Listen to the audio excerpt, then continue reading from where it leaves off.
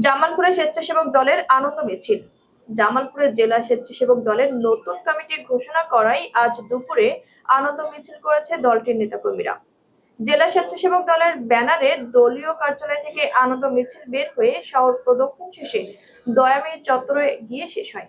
পরে এক সমাবেশে বক্তব্য রাখেন বিএনপির জাতীয় নির্বাহী কমিটির সহ সাংগঠনিক সম্পাদক অ্যাডভোকেট ওয়ারেছ আলী মামুন, শহর বিএনপি সাধারণ সম্পাদক শাহ আল মাসুদ, জেলা স্বেচ্ছাসেবক দলের আহ্বায়ক নুরুল মোমিন আকন্দ কাউছার ও সদস্য সচিব মঞ্জুরুল করিম সুমন।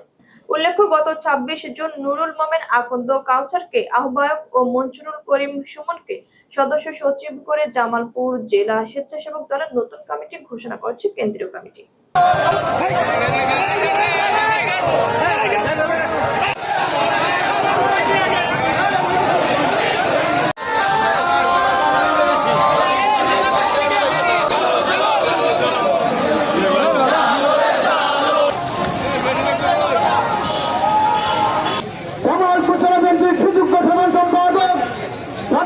এই বাংলাদেশে গণতন্ত্রকে স্থায়ী রূপ দেওয়া বিশ্বাস করি মাননীয় প্রধান উপদেষ্টা আগামী ফেব্রুয়ারি ২০০০ জাতীয় স্বেচ্ছাসেবক দল জামালপুর জেলা শাখা অংশগ্রহণ করবেন সেই আশাবাদ প্রত্যাশা ব্যক্ত করে সেই প্রধান শেখ হাসিনার নেতৃত্বে আওয়ামী লীগের সহ আজকে এই বাংলাদেশের গণতন্ত্রকে বিপন্ন করার জন্য আবার নতুন করে ষড়যন্ত্র চলছে।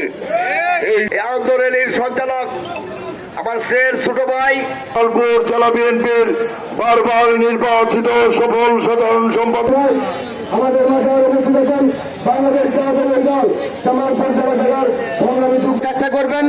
আমি এই